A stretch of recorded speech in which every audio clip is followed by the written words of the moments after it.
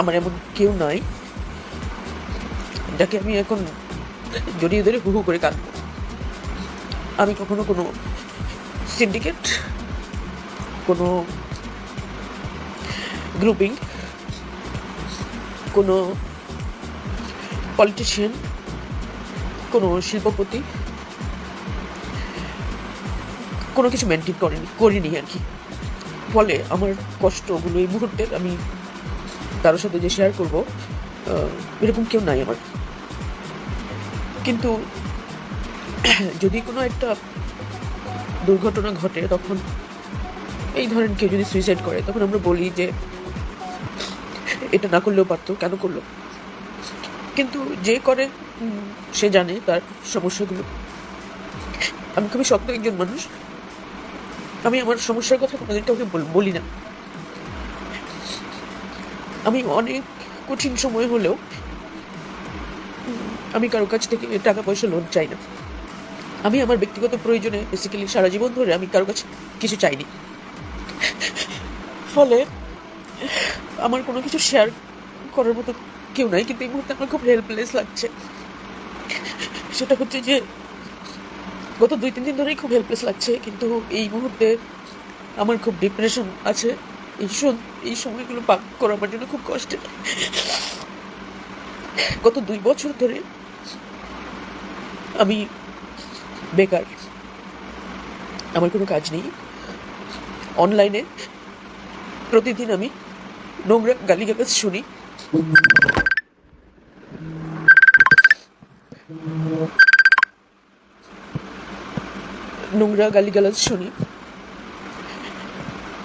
আমি আমি সারা জীবন নিজেকে নিজের অর্থনৈতিক স্বাধীনতা নিজে নিশ্চিত করেছি, সে আমাকে নিয়ে এখন আমার মা বাবা টেনশন করে, তাদের কাছ থেকে আমার সাহায্য নিতে হয়। তো আমি আর পারছি না। আমি এই জন্য কিছু জিনিস শেয়ার করছি। গত 2 বছর ধরে দেশের এই পলিটিক্যাল সিচুয়েশনে আমি যে সমস্যার মুখোমুখি হচ্ছি এটা কেউ জানে না। যেহেতু আমি বাংলাদেশের স্বাধীনতা ও মুক্তিযুদ্ধের পক্ষের লোক, কারণ আমি বাংলাদেশকে ভালোবাসি, সে কারণে একটা শ্রেণীর মানুষ আমাকে প্রতিনিয়ত হুমকি, নির্যাতন, অনলাইনে বলি করে আসছে। এগুলোতে আমার কিছু আসে না। আমি সহ্য করেছি, আমি কোনোদিন কারোর সাথে শেয়ার করিনি। এবং সম্প্রতি যেহেতু আওয়ামী ফ্যাসিস্ট ট্যাগ পেয়েছি, আমাকে এই টাইটেল দেওয়া হয়েছে স্বৈরাচারের দোসর। রাষ্ট্রীয়ভাবে আমাকে অনেকগুলো মামলা দেওয়া হয়েছে। আমি প্রায় 1.5 বছর ঘরবন্দি ছিলাম, কোথাও বের হতে পারিনি নিরাপত্তাজনিত কারণে। আর হচ্ছে যে সরকার সম্প্রতি আরেকটা কাজ করেছে, যেটা আমি এই মুহূর্তে লাইভে বলতে চাই। এটার পরে আমি অনেক বেশি ভেঙে পড়েছি। কিন্তু আমি আসলে কখনোই পালিয়ে দেশ ছেড়ে যেতে চাই না, যাবো না আসলে। তো এইসব কিছু আমি মেনে নিচ্ছিলাম। কিন্তু সম্প্রতি যেই ঘটনাটা ঘটেছে সেটা আমি মেনে নিতে পারছি না গত 2 দিন ধরে। তার মধ্যে আওয়ামী লীগের একটা গ্রুপ, যাদেরকে আমরা মুক্তিযুদ্ধের পক্ষে এবং তুলনামূলকভাবে ভালো বলেই জানি, তারা আমাকে নিয়ে এই লেভেলের হ্যারাসমেন্ট করেছে যে আমি এটা নিতেই পারছি না। তাদের লেখাজোখা এইসব কিছু পড়ে আমার কাছে মনে হয়েছে যে একটা প্রস্টিটিউট ছাড়া আর কোনো কিছু না।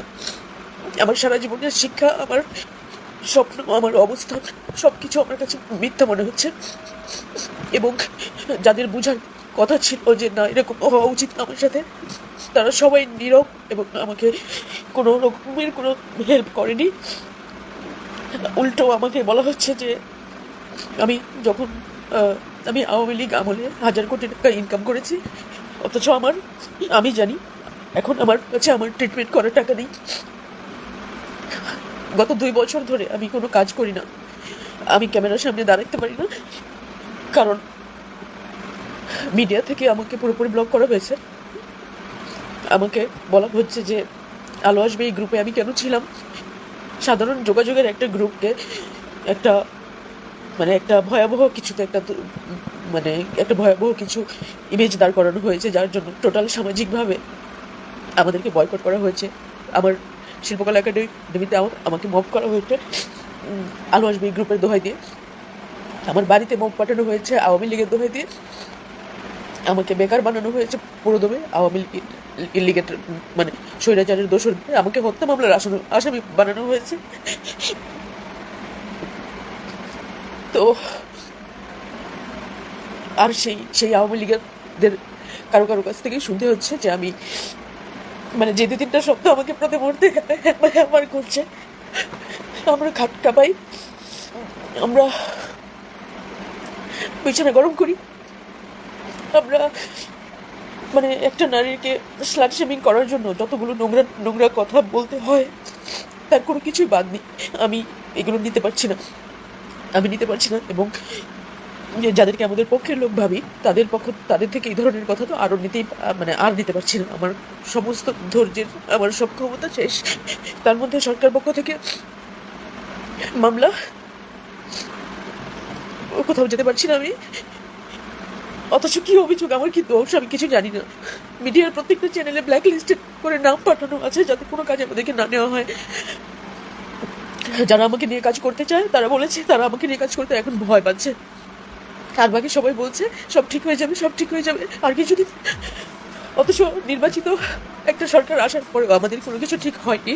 এখন নতুনভাবে মামলা দেওয়া হচ্ছে এবং আরও ভয়ঙ্করভাবে ট্রাইব্যুনাল। আমি জানি না আমার কি দোষ। কোনো কিছু যাচাই বাছাই না করে কেন এরকম হ্যারাসমেন্ট করা হচ্ছে শিল্পীদেরকে, আমি কোনো কিছু জানি না। একজন আর্টিস্ট কতটা অপরাধ করতে পারে সেটা বোধহয় একটু যাচাই বাছাই করা উচিত ছিল। তো আমি এই মুহূর্তে কোনো সমাধান পাচ্ছি না, কোনো কিছুরই সমাধান পাচ্ছি না। আমি জানি যে এই ভিডিওটা নিয়ে আমাকে ট্রল করা হবে, যে আমি মানুষের সামনে কান্নাকাটি করেছি, আমার বোন আমাকে বকা দিবে, মা বাবা যদি চোখে পড়ে কী করবে আমি জানি না। কিন্তু আমি হেল্পলেস, আমি একদমই হেল্পলেস। কারণ আমি অনেকেই অ্যাডজাস্ট করে নিয়েছেন, কিন্তু আমি কম্প্রোমাইজ করতে পারি না। আমার মানে কোনো যোগ্যহীন লোক, কোনো নেগেটিভ লোক, তাদেরকে আমি রিকোয়েস্ট করতে পারবো না কোনো কিছুর জন্য। কিছু মানুষ হয়তো সান্ত্বনা দিবে, দূর থেকে মুখে সান্ত্বনা দিবে, আমাকে বুঝাবে, কিন্তু কি সিচুয়েশনের ভেতর দিয়ে যাচ্ছি আমি জানি। আমার কাছে এখন মনে হচ্ছে যে বাংলাদেশে জন্মানোটা আমার জীবনের সব থেকে পাপ হয়ে দাঁড়িয়েছে। খুব মানে একটা চাকরি হয়েছিল শিল্পকলা একাডেমিতে আমার, তারপর থেকে আমার জীবনটা নরক হয়ে গেছে। প্রশ্ন তুলেছে আমার যোগ্যতা নিয়ে। আমার এখন মনে হচ্ছে যে আমি বরাবরই ভালো স্টুডেন্ট ছিলাম। আমার স্কুল কলেজের সহপাঠীরা জানে সেটা। আমি মাস্টার্স করেছি ইংরেজিতে, সেই সার্টিফিকেটটা ভুয়া মনে হচ্ছে, সেটার কোনো মানে ভ্যালু নেই। তা আমার এত বছরের 22 বছরের কালচারাল ক্যারিয়ার, সেটার কোনো মূল্য নেই। আমি সারা জীবন পড়াশোনার মধ্যে থেকেছি, সেটার কোনো ভ্যালু নেই। সব কিছু ভ্যালুলেস। কেন আমাকে শিল্পকলার এই চাকরিটা দেওয়া হলো? তার জন্য আপনাদের সুশীল শ্রেণী বুদ্ধিজীবী যারা আর পলিটিক্যাল মানে রাজনীতি যারা করে তারা তো আছেই, তাদের যে ক্ষোভ আমার উপরে, সেটার যে প্রকাশ তারা যে নোংরাভাবে করছে, আমি এগুলো নিতে পারছি না। আমার ব্যাংক ব্যালেন্স নেই কোনো, বা অনেক টাকা জমানো নেই যেটার জন্য আমার বিরুদ্ধে মামলা দিবে। আমি আমার পলিটিক্যাল ভ্যালু, আমি আমার বিশ্বাস একজন নাগরিক হিসেবে এই দেশের যে কোনো দলের পক্ষে দিতে পারি, যে কোনো কারোর জন্য কাজ করতে পারি, কিন্তু কেন আমাকে এরকম হ্যারাসমেন্টের শিকার হতে হবে? কেন আমাকে এত নিগৃহীত হতে হবে? আমি এটার মানে আমি এটা ভেবে পাচ্ছি না। আবার মানে আমি আসলে কি বলবো, আমার মনে হয় যে আপনারা মানুষকে ছোট করতে করতে এমন পর্যায়ে নিয়ে যান যার জন্য কখনো কখনো কারোর জীবনে অ্যাক্সিডেন্ট হয়, দুর্যোগ নেমে আসে।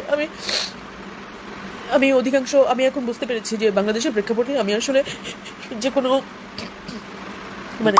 কোনো ক্ষেত্রে অ্যাডজাস্ট করার জন্য একদমই অযোগ্য।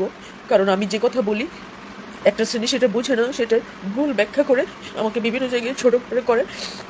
এইখানে জন্মগ্রহণ করা আমার পাপ ছিল, এদেশে মিডিয়াতে কাজ করা আমার আরও বড় পাপ ছিল, যার জন্য সবাই মনে করে যে আমাকে যা কিছু বলা যায়, আমার সাথে যা কিছু করা যায়, এটাও আমার পাপ ছিল। আমার আমি আমি একটু চেষ্টা মানে আমার আমার আমার সাথে যায় না এরকম কাজ আমি করতে পারি না, আমার পেশাগত কাজ। তখন একটা শ্রেণী থেকে এক ধরনের মানে সারাক্ষণ একটা টিজ করে, অ্যাটিচিউড করে তারা। মানে আমার কাজের ক্ষেত্রে শিল্পী হিসেবে নিরপেক্ষভাবে দেখার নেই আমার মেধার। হয়তো এখন আমার মনে হয় আমি বোধহয় কিছুই মানে পারতাম না। যদি পারতাম তাহলে তো আমার অবস্থানটা আরও অনেক স্ট্রং হতো। না হলে কেন আমাকে প্রপার কাজে মানুষ নিল না? এটা হয়তো আমারই ব্যর্থতা।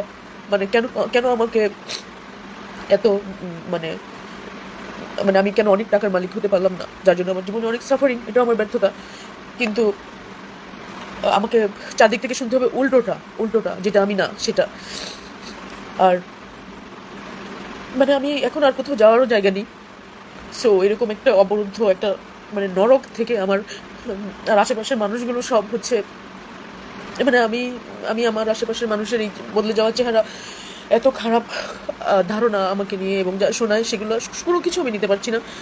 হয়তো আমার জানাশোনা, হয়তো আমার বোঝার মানে সীমারেখা, হয়তো আমার পড়াশোনা, হয়তো আমার সেন্সিটিভনেস সবার জন্য আসলে সমস্যা হয়ে দাঁড়িয়েছে। কারণ অভিনয় যখন আপনি একজন শিল্পী হবেন তখন আপনাকে বোবা কালা হয়ে থাকতে হবে। অন্য কোনো ক্ষেত্রে আপনার মানে কোনো বোঝাপড়া সেটা প্রকাশ করা যাবে না। আবার রাজনৈতিক জায়গায় একজন নারী শিল্পীর একজন স্লাট ছাড়া আর কোনো কিছু না, এটুকু হচ্ছে তার ভ্যালু। এখন আসলে টোটাল আলাদা আলাদা করে বলে কোনো লাভ নাই, সমাজ এরকম হয়ে গেছে। যতটুকু বুঝতে পেরেছি আমারই পাপ ছিল, আমি এই দেশে জন্মগ্রহণ করেছিলাম। আর আমারই মানে ব্যর্থতা ছিল যে আমি অনেক সুযোগ থাকার সত্ত্বেও আমি এই দেশকে ছেড়ে যেতে যাইনি। কিন্তু আমি নিজে জানি আমি অনেক সরলভাবে সব কিছু দেখেছি, সাধারণভাবে আমি আমার জীবনটা যাপন করেছি। তার মধ্যে এতটা অশান্তি করা হচ্ছে এসে যে আমি আর নিতে পারছি না আর কি। তারপরেও বলবো যে আপনারা চালিয়ে যান আপনাদের টর্চার, নির্যাতন, কিন্তু মানুষ তো মরছেই, দেশের সমানই তো মরছে। একটু চেনা জানা মানুষরাও মরতে একসময় সবাইকে আপনারা মেরে ফেলবেন, তারপর নিজেদেরকে মারবেন, তারপর একসময় এটা একটা কবর হয়ে যাবে এই দেশ। আমার আর কিছু বলার নাই। এত হেল্পলেস আমি জীবনে কখনো বোধ করিনি। আর আমি খুবই সরি যে আমি আমার দুর্বলতা প্রকাশ করে ফেলেছি। কারণ কিছু একটা হলে তখন আপনারা বলবেন এবং সারা জীবন ধরে আপনাদের এইসব অপবাদ নোংরামি সহ্য করে যেতে হবে। আমি বোধহয় আর এনার্জি নেই, আমার সমস্ত এনার্জি শেষ। তো এই মুহূর্তে আমার অনেক হেল্পলেস লাগছে।